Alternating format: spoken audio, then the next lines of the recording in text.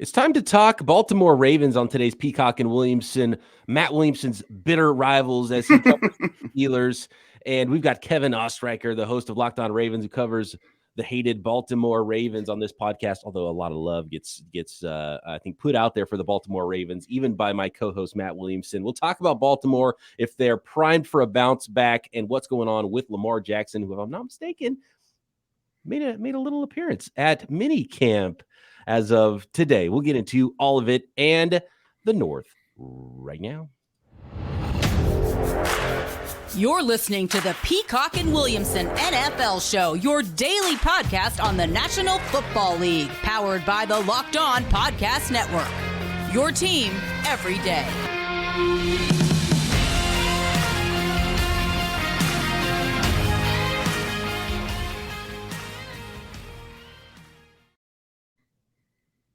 Welcome to the Peacock and Williamson NFL Show. Brian Peacock and Matt Williamson here with you, as always, at BD Peacock, at Williamson NFL, and a very special guest, Kevin Oestreicher, the host of Locked On Ravens, to break down everything that's going on with Baltimore heading into this 2022 season, all the pressing issues, and how this team might look, and if they can reclaim the AFC North in 2022. Today's episode brought to you by BetOnline. BetOnline has you covered this season with more props, odds, and lines than ever before. BetOnline, where the game starts.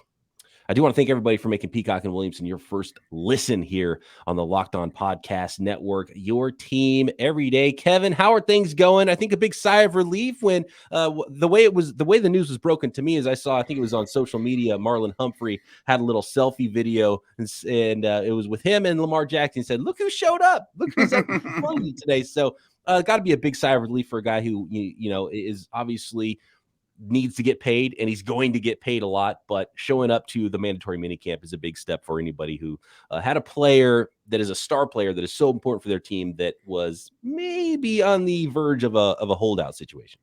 Yeah, it is a sigh of relief just to see him there. It's a great thing. I personally had confidence he was going to show up in the first place just because to me, it feels like the whole thing with him not showing up to voluntary OTAs was more if he just wanted to work with his guys for a bit longer. I know that whole thing with, multiple trains of thought in terms of should guys show up, should they not, even though it is voluntary with a little wink in there. But I do think that Jackson showing up to mandatory minicamp, a big step. And now, the work begins. The Ravens had a pretty down year in 2021, so they're hoping to get back to what they're known for in 2022, which is successful football. So, Kevin, I think this is one of the strangest, most difficult contracts to work out from a team perspective with Lamar. I mean, and here's my logic behind it is, first of all, he represents himself, which to me is a big hurdle. It's hard to sit down with the player and his mom and tell you all the things you don't like about him, which is how contracts work. We're worried about this, we're worried about that. That's why agents exist.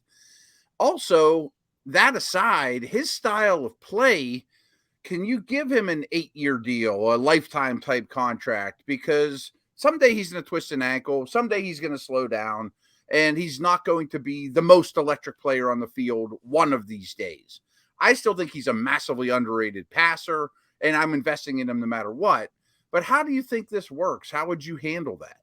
Yeah, it is a difficult situation, and I think for multiple reasons. Now, the whole situation behind Jackson's contract right now, I know many people have kind of had their trains a lot of why hasn't he signed yet? Is it because the money isn't there? Is it because of this or that? I personally think that it's because Lamar Jackson, when you look at his 2021 season, this is a what have you done for me now lately league. Yeah. And in 2021, people remember him for, the kind of bad back half of the year, getting injured, missing the rest of that season. So his value compared to what it potentially could be, if you're looking at maybe a bounce back year, potentially like a somewhat MVP campaign, maybe even, playoff run, Super Bowl. Joe Flacco turned down an extension during a contract year.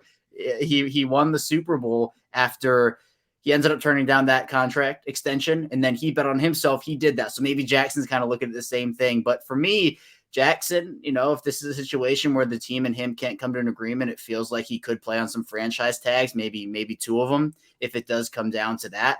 But at the same time, yeah, I agree. I think Lamar Jackson is a very underrated passer. The athleticism probably won't be there for his entire career. But I think one of the good things about Jackson is the athleticism and the running ability is an add-on to his game. It's not his entire game, which I think it's somewhat like is a misconception where people only look at the running ability and they say, well, where's the passing? Why are you paying this guy so much money? Jackson has proven that when he has the protection, which he didn't have last year, he can throw the football in the pocket. He can throw it out of the pocket. So I think when you're looking at such a dynamic playmaker like Lamar Jackson, you're trying to figure out a money range, years, guarantees, plus the fact that there is no agent. It's different. It's different than most of these players who have an agent. You're able to sit down with those guys. So I think at the end of the day, the Ravens and Jackson will get something done. I don't anticipate it getting done this offseason. I'd maybe look to more next offseason.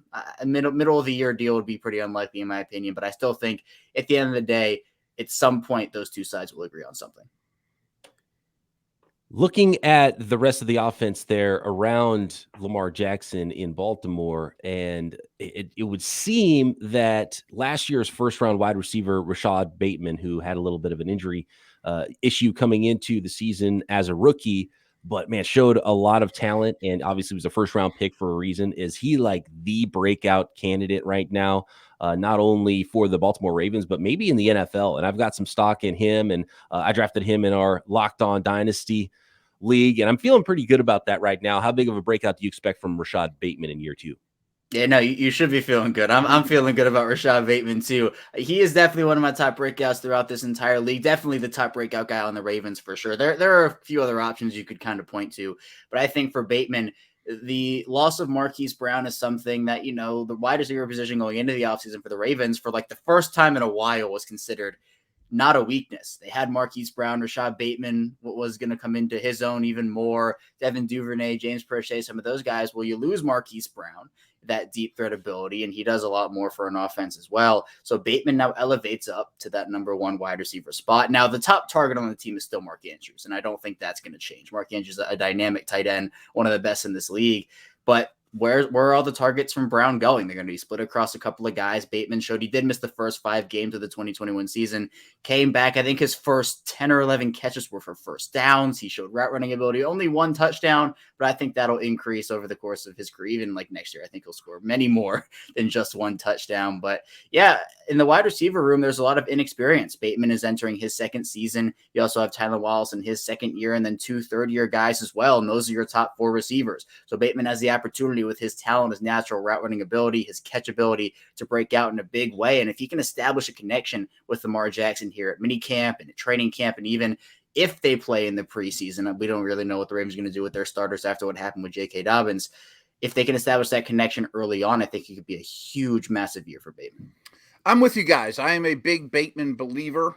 I think he'll be a very good NFL wideout. And we know Andrews is the alpha dog in the passing game. I'm really worried about the rest of the wide receivers, though. I mean, you need more than just Bateman and a good receiving tight end. I have a hard time buying into Devin Duvernay and Prochet and Tylan Wallace. And, many of the draftniks and pundits, and myself included, raved about the Ravens draft. But this is some hindsight. Instead of Charlie Kohler or Falele in the 4th, or even a Jabo in the 2nd, shouldn't you have drafted a wide receiver? Yeah, there was a bunch of controversy because, the second the Ravens trade Marquise Brown, you're thinking, well, all right, who's the replacement going to be? Right. Rich second rounder. Right. Exactly. And it seemed the Ravens did I think it was a documentary type film thing where they had Eric DaCosta, I think, and also Peter King was in the room in the 4th round, and he put out an article. And he said that the Ravens wanted to draft Calvin Austin, who the Steelers took 1 pick before the Ravens did, and they had the opportunity there. It didn't feel like the Ravens liked a ton of those guys. And when you're looking at free agency now, it's Odell, Julio Jones, Will Fuller, all guys who you're kind of accounting for 4 missed games or 6 missed games because of the injury situation. And with Odell, you don't even know if he's going to be back in the regular season with his ACL injury. So there's a lot of uncertainty there. You could look for a trade partner, but those options are Deebo Samuel, DK Metcalf, who don't seem likely at this point to get moved. So I think they just have to work what they have now. Yeah, potentially Terry McLaurin. I'd love that fit. But I think when you're looking at Baltimore's wide receivers, they have gone all in. And maybe this is the sign that bully ball is coming back. And maybe they keep instead of 6 wide receivers, it's 5 wide receivers and 4 running backs instead of 6 wide receivers and 3 running backs. But for now, they're trusting all those guys with Devin Duvernay and James Prochet and Tylan Wallace. They are now guys who are going to step into much bigger roles than they have had at the NFL level. I mean, Tylan Wallace only had 2 catches last year. He's their number 4 receiver now. So they trust that ability. And the Ravens, they've drafted these guys. They drafted 2 receivers in each of those last 3 years. And they're going to trust those guys to come and put on a show because at this point, they don't have any other options.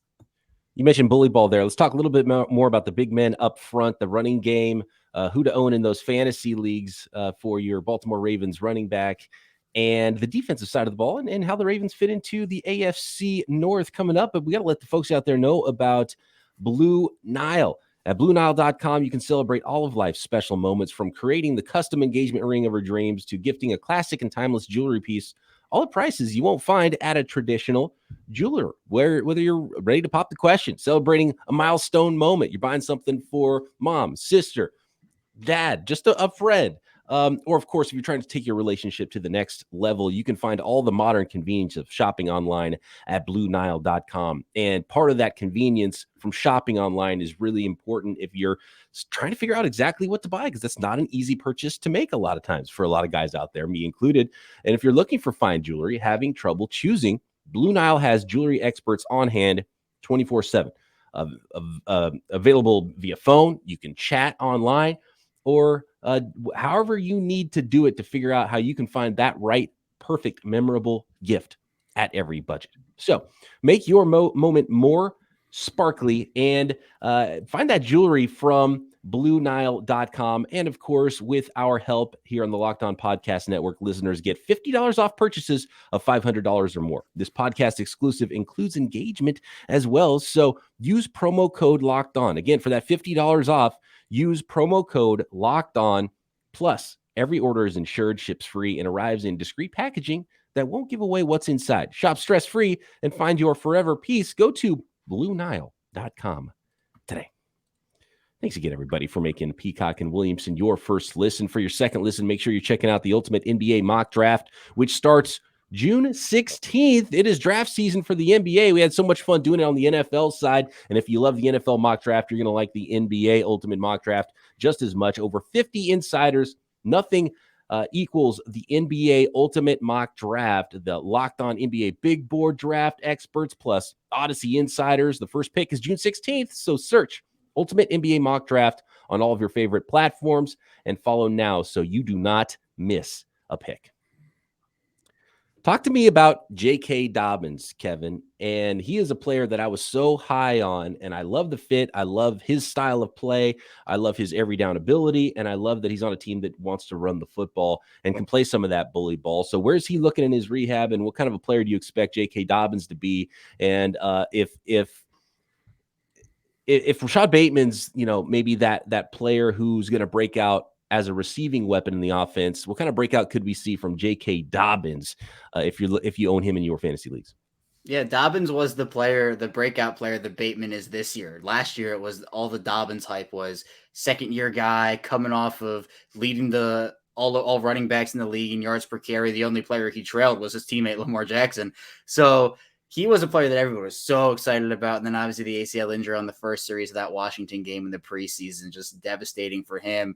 So, I mean, ACL injuries, the timelines have kind of sped up based off of just modern medicine and everything, but every situation is different. So with Dobbins, he's done some stationary work on drug machines, and from, people have said he's looked good, but, you have to kind of take that with a grain of salt. He's been working out in the pool, getting himself right, but I wouldn't anticipate seeing him back in the preseason at all. He might come back then, but to me, I feel like he's a player that, even if he's not ready week one, my thing, especially, and if you're even like Gus Edwards, Marcus Peters, I'd rather have these guys at 100% in week 7 instead of 75% in week 1. You don't want to rush them back. J.K. Dobbins has so much football left ahead of him. Same with Gus Edwards, and even Marcus Peters has a couple more good years in him, I feel like. So you don't want to rush those injuries, but with Dobbins, the Ravens, again, we talked about the wide receivers. They have confidence in those guys. I feel like they could break out in a way too. But again, it's the inexperience you're banking on. So they might not throw the ball as much. They might want to get back to running the football, which we saw the dominance in 2019 and 2020. They ended up ranking last in pass attempts in both 2019 and 2020. In 2021, that was bumped up to 9th. in large part due to the injuries and the lack of, I think, running ability on that team with guys like Devonta Freeman and Latavius Murray and Le'Veon Bell, who, I mean, 4 years ago, that would have been a Pro Bowl roster, but, you know, we're not in 4 years ago. So now with Dobbins hopefully back healthy in the fold, he just adds a dynamic. He's a hard runner, bounces off of players, someone who I think they're going to use a little bit in the receiving game as well. I think they're going to add that aspect to each of their running backs games. So I'm excited to see what he can bring. So let me preface this. This isn't a Steeler Raven, I can't stand the Ravens type of conversation, because I'm probably going to pick the Ravens to win the division. And the only future bet that I've made this year is the Ravens to win the Super Bowl, which I placed months ago. So wow. I apologize for just bringing up all the concerns about this team. Ronnie Stanley, though, I mean, I think he might be the most pivotal player on this entire team. If he's back to being the guy they gave the contract to, they're in good shape. If he's a shell of himself, I would be really concerned. Yeah, and the injury he suffered was just so brutal. Bad, and it happened against the Steelers when TJ Watt was thrown into Stanley, inadvertent, obviously. Right.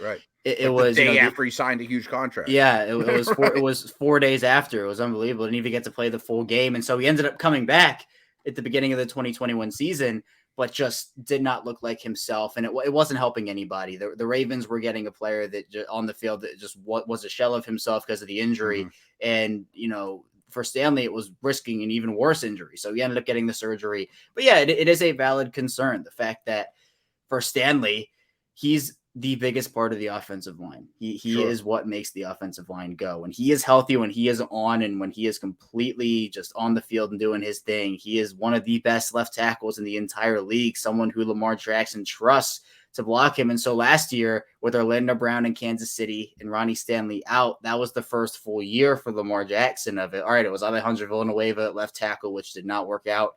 It was a combination of Patrick McCary, Tyree Phillips at right tackle. They played decently, but again, when Lamar Jackson has the protection, has the offensive line up front to protect him, he can throw the football well. But when it's the tackles being collapsed in every 2 seconds, every single play, and he has to run around for his life, he can still make stuff happen. He's one of the best at doing it, but it's a lot easier for him when he can just throw in the pocket. So Stanley, there is optimism surrounding him. He's had a lot of time to recover, and hopefully the injury is not something that will impact the longevity of his career. But I feel like, yeah, if he can get back, that is a huge, huge, huge boost for the Ravens offensive line. Matt mentioned the drafting of David Ojabo in the second round, talking a little bit about the defensive side of the ball. I don't imagine he'll have a big impact in 2022, but where's he at in his rehab? And will we see that impact from the guy they drafted in the first round last year in Odafe Owe? Yeah, always somebody who a lot of people liked that draft pick, and he came on strong at the start of the year. Kind of tapered off a little bit at the end, had the injury for the final couple games, but yeah, Ojabo tore his Achilles during his pro day, and the timeline there, they actually had the Ravens had Tyus Bowser tear his Achilles in Week 18 against the Steelers to kind of put a terrible cap on a terrible injury year for them. So they now have two outside linebackers who could potentially be contributors, but that's the thing, is potentially when do they return? When do they come back? Bowser has that, I guess you'd call it a 2-month head start, but Ojabo, I think he's still coming out, was regarded as a little bit of a raw prospect. Hasn't been playing football for super, super long, but still was a first-round prospect when he was healthy. And so I think the Ravens, even if Ojabo doesn't play a snap in 2022, they essentially traded a 2022 second for, let's say, a 2023 first. I'm taking that deal 10 times out of 10. But for Ojabo, where he is in his rehab, still probably decently early in it because we're in mid-June now. The injury happened, I think it was around mid-March, early March. So, yeah, just a couple months into it right now. But I think even if Ojabo has to miss the first half of the year and come back to the same thing I talked about, I'd rather have him back at 100%. If that means he doesn't play a snap in 2022, they have to redshirt him for a year. I'm completely content with that. Love the fit of Ojabo, especially with his connections to Owe, high school teammates, the way this team develops edge rushers. They don't need him right this second. I just envision Ojabo and Owe wreaking havoc, for 5-10 years off the edge, and when they would hit their stride together. But I want to focus on Kyle Hamilton, who, of course, is going to play and going to play often. But I don't know what the role is. I mean, Marcus Williams was one of my favorite free agent signings by any team in the league. He's your free. I mean, he's your Ed Reed, your Earl Thomas type. Chuck Clark's been a foundational player for this team. Smart, blitzer, fits exactly what they want in the strong safety position. So where does that leave Hamilton? Yeah, there are a lot of question marks surrounding just where these guys can play together, but I think they can play together. You're right. I think Marcus Williams definitely has that free safety position locked down, and that's most likely his. But the thing with Hamilton was so great is he's so versatile in terms of the fact that he can be a rangy safety. He can also play in the box and be a thumper in the run game.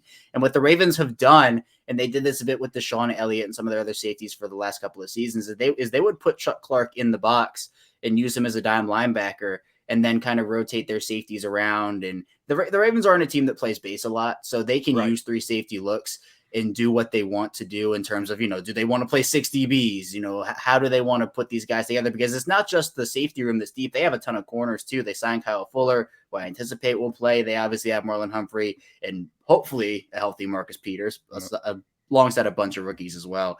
But with the 3 safeties, I love the Armour Davis pick. Oh, I know. He was one of my guys. The Alabama connection, you can never go wrong with the Ravens and the Alabama connections. But with the safeties, I think that Hamilton, you're right, he will play often. I think he probably won't be labeled as the starter, but that doesn't mean he's going to get 10% of snaps. He's going to play. Sure.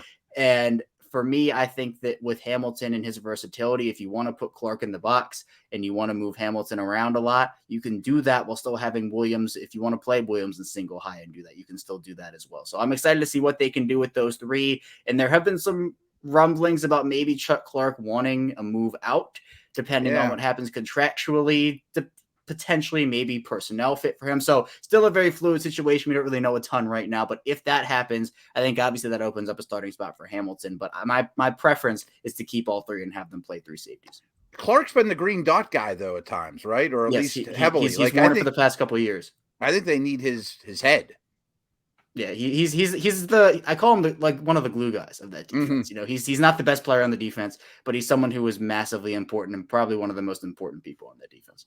Yeah, that's really important, and tons of young talent and a lot of chess pieces there for new defensive coordinator Mike McDonald. So I'm interested to see how that defense comes together. I'm kind of going to have to workshop it, but the Doobie Brothers, I think, would be a good nickname for maybe the edge pass rushers in that defense. Although that reference is probably, it flies now better than it does 5 or 10 years ago. Yeah. And also nobody remembers who the Doobie Brothers were. The band. So let's talk AFC North while we got you here. Just real quick before we let you go, Kevin, really appreciate you giving us the time. Ravens, are they winning the North?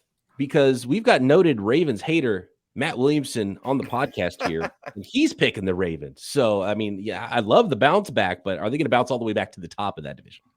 I think they will do it, but I think it will be in a tiebreaker situation with the Bengals where they will probably finish. Well, I have them right now finishing with the same record, but the Ravens winning tiebreakers. And then the rest of the standings, I have the Browns at 3, but that's very fluid, obviously. And then you have Steelers at 4, but it's a close division. I mean, all these teams are talented. You can never count out Pittsburgh. Cleveland has talent on their roster, even if Deshaun Watson doesn't end up playing. And again, we don't know. But I still think that with the Ravens and the Bengals, those are the 2 teams. I mean, the Ravens injury, they suffered one of the worst injury seasons in a very, very long time across the entire NFL.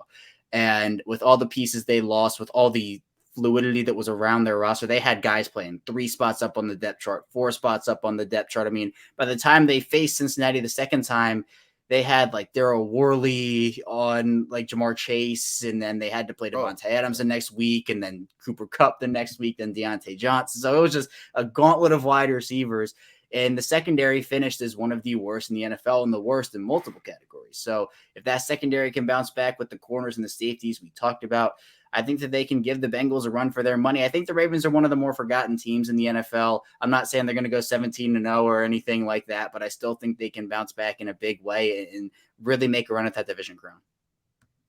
Fantastic stuff. That is Kevin Oestreicher. You can find him daily on the Locked On Ravens podcast. You can also find him right here on our YouTube channel, hosting Locked On NFL. Find him on Twitter at KOstreicher34. Kevin, always appreciate the time. It's going to be a fun division, and those Baltimore Ravens, I fully expect that bounce back to happen, and they're going to be a scary team to play against here in 2022.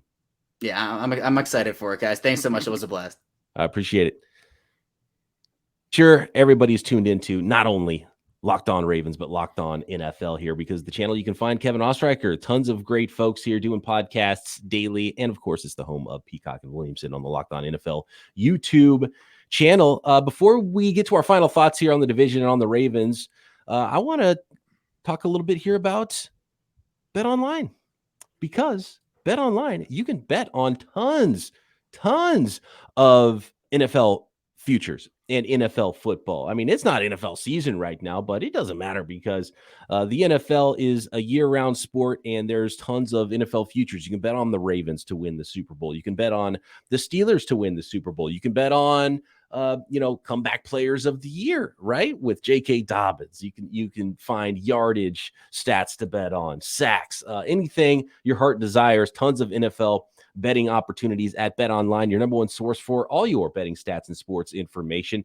Of course, there's NBA playoffs as well, NBA finals right now, NHL playoffs, Major League Baseball all summer long, fighting, news and odds, MMA, UFC, boxing. BetOnline is your continued source for sports wagering, information, live betting, esports, even Vegas casino games, and more.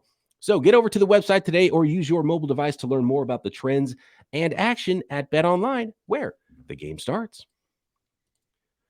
So, Matt, we just heard from Kevin, and he gave us some great insight here on the Baltimore Ravens and the division. And I think we're both bullish on him. And of course, Kevin likes the way things are going in this division. Sure.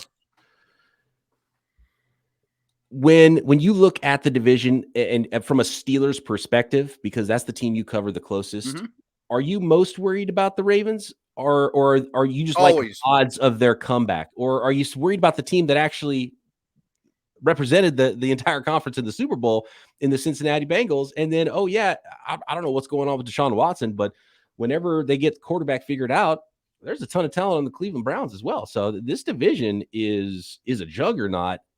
Which team are you more worried about lining up against in week one as someone who covers the Steelers? Always the Ravens. I mean, and for several reasons. And it's because, yes, there's a great rivalry between Pittsburgh and Baltimore, but there's great respect too. And I admire to no end how the Ravens run their team. I mean, the way they use comp picks, the players they draft, Harbaugh, Lamar. I mean, the ownership. Just, if I could work for any team in the league, it'd be the Steelers. My second choice might be the Ravens. You know, like I adore what they do and very much buy into it. In fact, the Steelers just stole someone out of their front office, Andy Weidel. He's the assistant GM. There's great mutual respect there. I remember at the Combine, I sat down with Kevin Colbert, joined us, before the picks. And he said, and I joked with him, like, someday there's going to be a Football Life or a 30 for 30 with you and Ozzie Newsome on some boat fishing, telling each other, man, I was about to take that dude and you swiped him from me. Or I was about to take that guy and you swiped him from me. Like, I'll never forget that I was down at the Steeler facility and the Steelers had just drafted Terrell Edmonds in the first round. And Mike Tomlin was walking into the press conference room to discuss the pick. And I forget who kind of whispered to him as he's walking in. And they said, the Ravens just traded up for Lamar. So I was right next to Tomlin when he heard the news, and he said bad words. And it's like, oh, like they love them too, like, oh, now we got to play against Lamar for the next 10 years. Great. So I love the Ravens. I respect them to no end. Two things from Football Outsiders I really want to talk about in this division is I love Football Outsiders. I adore their work for years and years. And two things that I really put a lot of faith in is their injury metrics. We kind of touched on this. Last year's Ravens were the most injured team ever recorded in Football Outsiders history. Like, that's not going to occur again. I mean, even if they're just middle of the road or slightly more injured than normal, it's not, last year was not the team that we should reference. And then the other Football Outsiders things concerns the Bengals is when a football team goes and takes 5 steps forward, like picks 3rd or 4th in the draft to Super Bowl runner-up, almost always the plexiglass principle tells you you're going to bounce back to reality the next year. Take 5 steps forward, you take 1 step back. And this goes back to Steelers, Ravens, Harbaugh, Tomlin. I know the two teams in the division know how to handle those things, know how to win. You got to prove it to me for the two Ohio teams. That's not easy to do. Yeah, and there's a lot of history. There's a lot of reason why, because those two Ohio teams seem to figure out some way to screw it up every single time. Although Right, those right. Bengals, I mean, the Bengals are on a very good track right now, and Love they're a their team. scary team, and that on paper got even better. But you're right. There's growing pains. There's ebbs and flows. It's gonna go up and down. You can't expect 5 more steps Right. for Cincinnati Bengals, but maybe And the even Bengals were like the least injured team in the league last year. right. Yep. You know?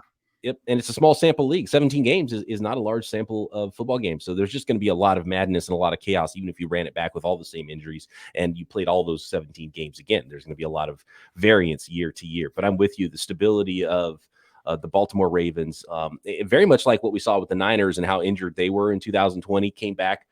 Guys were healthy, better luck, and they were in the NFC Championship game. And so, it's a very similar situation, it feels like, for the Baltimore Ravens in 2022. How high, real quick, Matt, because we talked a little bit about J.K. Dobbins in a podcast that is still to come here while you're on vacation. By the way, it was really funny seeing the background for Kevin. If anybody remembers, there was like a palm tree and like a beach scene. That's going to be Matt Williamson this week, because you're about to fly out and have a little island adventure. Yeah. Well, yeah, we're banking a few podcasts. We're going to do some fantasy war room podcasts. We've got running backs coming up, and both of us love J.K. Dobbins as a sort of a post-hype sleeper. I mean, fantastic talent. And I think he's the right amount of time away from his injury where he's going to be a beast this year. So, and you're just going to get that built-in discount. Even if people like him and there's hype leading up to the season in your fantasy drafts, there's going to be a built-in discount for J.K. Dobbins. So I love that for J.K. Dobbins. And the Ravens passing game is so weird, because while I love Rashod Bateman, I don't know how that's going to look necessarily. Right. And I don't know how big of a fantasy, like, could he ever be that true wide receiver one, just because we haven't really seen wide receiver ones with Lamar in that offense. See, I don't think he can for fantasy. I think he could for the real world and for their purposes. Right. Great player. He also needs to prove that, can he handle double? Can he handle when they play the Rams and Jalen Ramsey lines up across from him? I mean, like, a lot's going to be asked from him, schematically. And I think he's a wonderful player. I mean, I think he's fine, but I'd feel a lot better if there was a veteran, an Odell or something, somebody that's been around the block, at least in that room, an old school Anquan Bolden, Steve Smith, Mason type that they always have, that are 38 years old and they get every first down. They need that guy to me. I just don't think the volume's there for fantasy. Like, I think he's being a little overdrafted for fantasy because everyone thinks, oh, he's the number one. That's great, but they're not going to throw the ball as much as other teams. So, yeah, you basically expect Hollywood Brown numbers, right? Because he's got more consistency. Yeah, and I think he might be a little bit more of a chain mover, obviously, than Hollywood Brown was. But I just wonder what the top end for him could be in that offense, or maybe there's just another level that we haven't seen yet, from a developing Lamar Jackson and a developing Rashod Bateman. But you're right. If you're a defense coming in, you're focused on two things in the passing game. It's Mark Andrews and Rashod Bateman. And you're not really worried about the rest of it. I mean, Devin Duvernay, he's a 3rd round pick a couple years ago, but that's still a pretty, and it's a lower level starter for the NFL, right? Right. James Prochet is not super athletic. He's sort of an underneath guy. You're hoping you're getting, poor man's Cooper Kupp sort of usage from Prochet. Then you go to Tylan Wallace and Benjamin Victor and Jalen Moore. He's not even the only Jalen Moore in the NFL right now. Mekhi Polk, a bunch of undrafted free agents, Slade Bolden, Shamar Bridges, right? Like, one injury, and all of a sudden you're running out there with Prochet and Duvernay as your starter. Like, that's a little bit scary. So depth at wide receiver, nobody is scary on that offense in the pass game except for Mark Andrews and Rashod Bateman. And we still have to see Rashod Bateman, finish off that development and become that guy, because that's still a lot of projection. Right. And you're going to see a lot of snaps from Nick Boyle and Patrick Ricard, the 290-pound fullback, and Charlie Kolar, and non-fantasy relevant skill guys. And again, I've only said good things about Andrews and Bateman. Love them. Great pairing. But they're not Tyreek and Kelsey. Run some more. Hit them with play action, play defense. That will be the recipe for the Baltimore Ravens in 2022. But I think it's going to be a successful recipe, and we've seen that recipe work not only for the Ravens, but a lot of teams in the NFL. And they've still got that ability to bully some people. But man, in the North, in the North. It's going to be a lot of fun. The Steelers are a team that never goes away, even with a rookie quarterback. Yeah. They're going to be probably better than they have been with Duck Hodges and even the the sort of the death rattle of Ben Roethlisberger's career the last couple of years. They have to be better at quarterback. Right. I mean, it's almost a foregone conclusion to me. There is an element, though, to the Bengals that scares me. It's like, is this the next dynasty in the NFL? Could be. Yeah, they've got that quarterback, and there's something to Joe Burrow that's like, look out, and he's got a ton of weapons. So, and they got better. So, fun division, absolutely. Last divisional note: if Watson's suspension comes out at 10 games or more, let alone an entire season, which I'm kind of expecting, I'm going to pick them last. I don't like the entire vibe with the right. Exactly. Right. Even if he comes back, it just doesn't feel right. And is there going to be rust there whenever he does come back? And it's pretty clear he's going to miss some time. I mean, the NFL is not going to let Lamar Jackson play quarterback in week 1, even if they haven't even put a full suspension in yet, which might be the worst case scenario for the Browns and Deshaun Watson, because maybe that goes into the season and they put him on the exemption list or whatever it is. Mm-hmm. And then they finally give a suspension later, and so it'll just be, it's just a cloud over the Browns. So big time. It feels like very bad vibes there for the Cleveland Browns, despite all the talent they have. All right, good stuff. Thanks again to Kevin Oestreicher for joining us here on the show. Thanks everybody for making us your first listen. Back tomorrow, right here, Peacock and Williamson.